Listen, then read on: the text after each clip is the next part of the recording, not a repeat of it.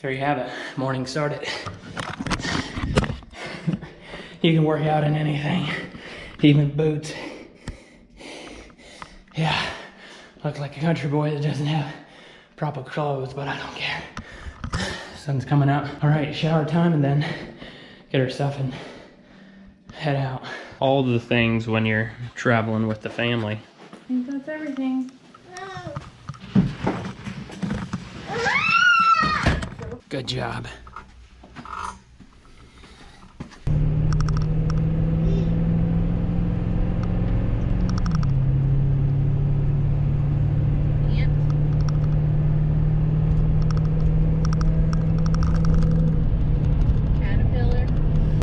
Got about a 17-minute drive, and then we should be arriving at AirTech. We'll see what we get into there. It's completely new to me. Lots of swampy area down here.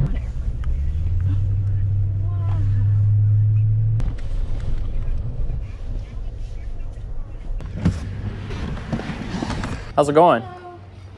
Is Beaver here? Not yet. He should be here soon. Okay, cool.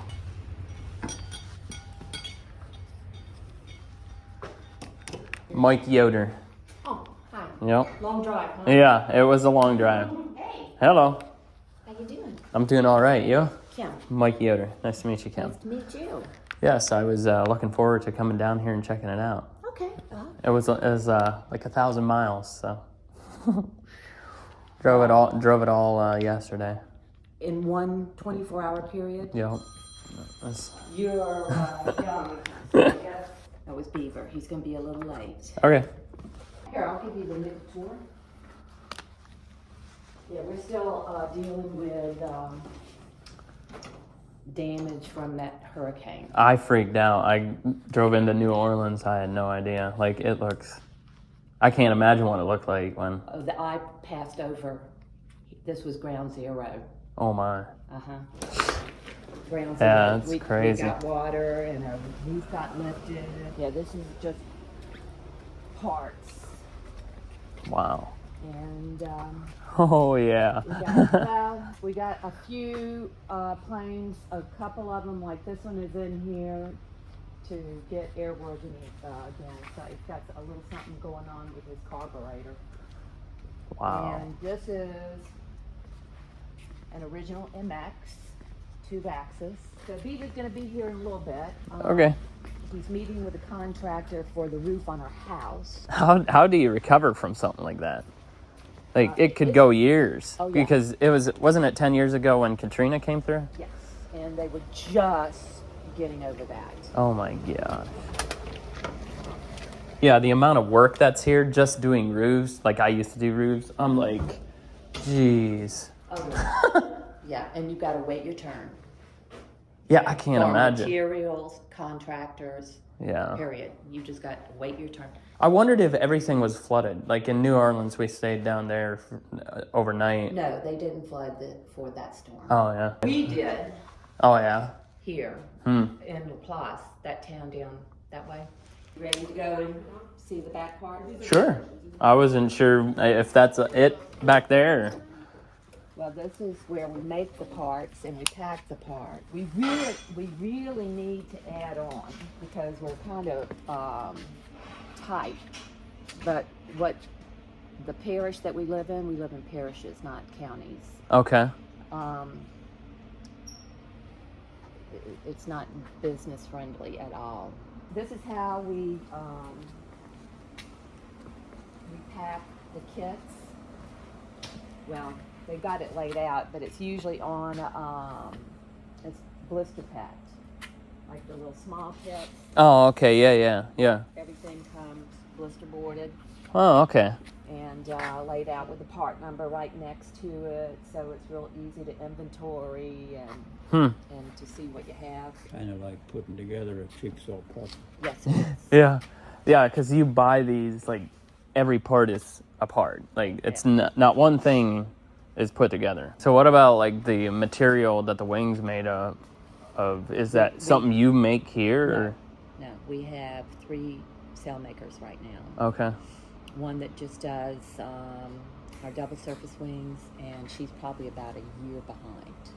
Wow. Yeah. And then 2 that do the single surface wings. I'm so new to this. Like, I literally just bought mine like 2 years ago, and I think it's a lot bigger than I ever thought.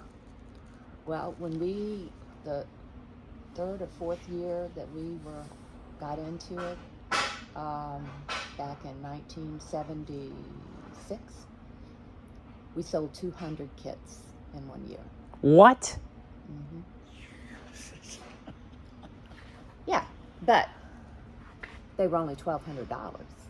Oh, okay. That was for a weight shift with no landing gear. You had to run with it.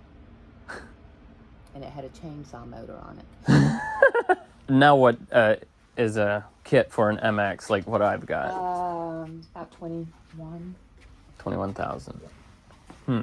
So there's 3 ladies that work the office, or? Yes, there's Mary and Nicole. She's got a new baby, so that's why she keeps the door closed. And me. And then we have our welder, Blair. Kenneth is our son. Nicole's our daughter. Okay. Beaver and I are married. And Kenneth, we've got Cheeky. He does a lot of the cutting and the bending and the drilling of the parts. We have Hunter. He specializes in the wires, making the cables.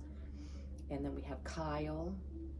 He does most of the packing. Family run, and you're doing that like a lot. You're doing a lot.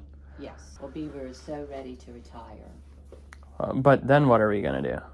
Oh, he'll still be in the business. It's just that he will be doing what he wants to do when he wants to do it. He doesn't want to be tied here like he has been. But yeah, and then these storms lately, you know, we flooded for Isaac. We had this much water in here. You had it in here. Oh yeah. Jeez. Like, so that water would have been everywhere. Oh, it was everywhere. It was everywhere. On this side of the airline highway, on the north, everything's flooded. La Paz flooded really bad, and all those houses. Yeah. Oh my gosh. How the heck do you recover or survive even to do something like that down in here? What's that now? How do you survive a storm like that being out here where you're at? This was the first time we've been hit directly by a major hurricane. Isaac, we may have had 70 or 80 mile an hour winds, but it sat on top of us and it was blowing the lake water. So it just rose real slow. So it blew the lake water over here. Yes. But how do we survive? I will never stay for another storm again. It peeled the roof off of our house. We had a metal roof. It was horrible. It has to be, that's a catastrophe. 170 mile an hour winds. I've never seen anything like that before. Yep, I followed these kind of things. My whole life, since I could read, I followed American history. Government all the way through the movement of settling the whole country. The storms. What I can't figure out, like New Orleans, basically most of it is below sea level. Why would somebody build this city in such a place? Exactly. Those are the things that I don't pay much attention to it, and bother me for it, but I wonder why. And then when the storm comes, people move right away from it, and when it leaves, they fall right back into the same place where they were. So yeah, it's, you have to wonder about some of these things, but yeah, there's catastrophes like that happen all over the world that many times, most people never realize what it has been like. Yeah, I can't imagine what you guys. You can't. Well, what? Me, not being in a place where I've ever had any severe storm. We've never even had it bad tornado going through areas where we live. But we've known about them around us, but Well, without living in them, you never really experience it. what we've seen in our lifetime since they levied off the Mississippi River, they allowed the petroleum companies to dig canals. We've had saltwater intrusion that have killed the swamps that protect our coastline, and it's dying off. And the Gulf is getting closer and closer and closer to us. I mean, you can see it. It's like losing football fields a month.